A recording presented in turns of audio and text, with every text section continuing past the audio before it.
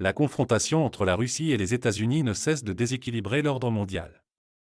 De la Syrie à l'Ukraine, aujourd'hui, c'est sur la terre africaine au Soudan que les deux superpuissances s'affrontent.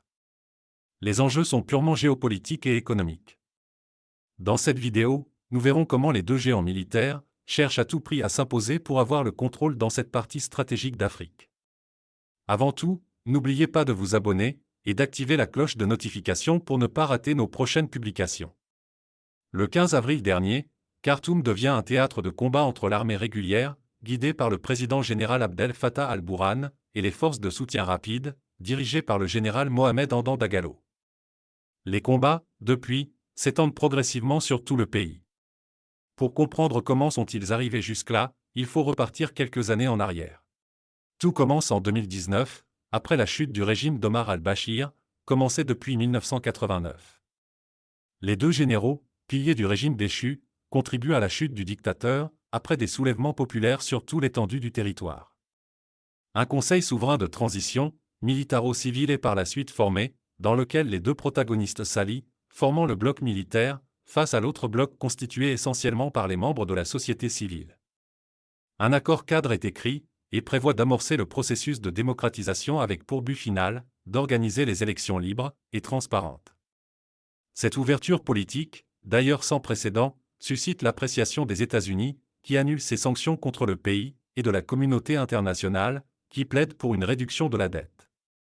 En 2021, un coup d'État largement fomenté par les deux alliés met fin au gouvernement de transition militaro-civile.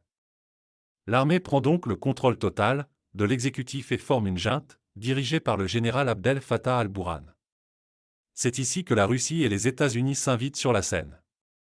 La Russie a toujours été un partenaire traditionnel du Soudan, en lui vendant des armes pour mieux équiper son armée.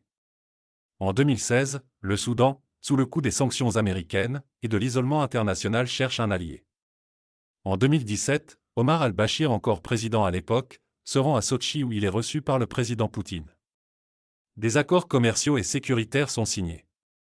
Ces accords montrent à quel point les relations entre les deux pays ont atteint une dimension supérieure en approuvant un projet de construction d'une base navale russe sur la mer Rouge à Port-Soudan. Ces accords permettent également à la Russie à s'insérer un peu plus dans le tissu économique du pays, notamment dans le secteur d'exploitation minière.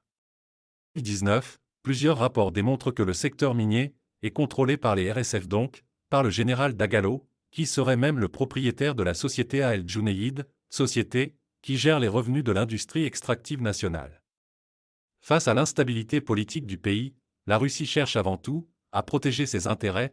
Elle crée donc un partenariat solide avec les différents acteurs du secteur minier, dont le général Dagalo. Début 2022, le général Dagalo se rend à Moscou, preuve que la Russie a son homme clé au Soudan. De l'autre côté, le général al-Burhan opte pour une politique d'ouverture, créant des canaux de communication avec la communauté internationale, notamment les États-Unis. Le réchauffement des relations entre les deux pays marque le retour de l'ambassadeur américain à Khartoum, 25 ans après.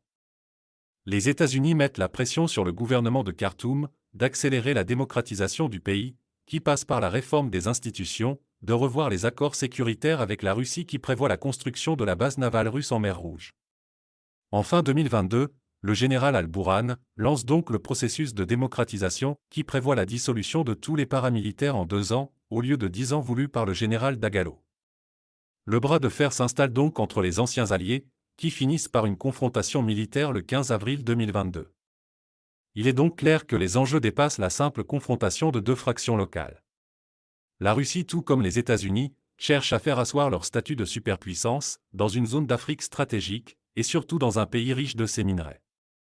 On est donc au début d'un long conflit qui ne saurait prédire le véritable gagnant. Il est donc légitime de se demander si le Soudan ne serait pas devenu la nouvelle Syrie.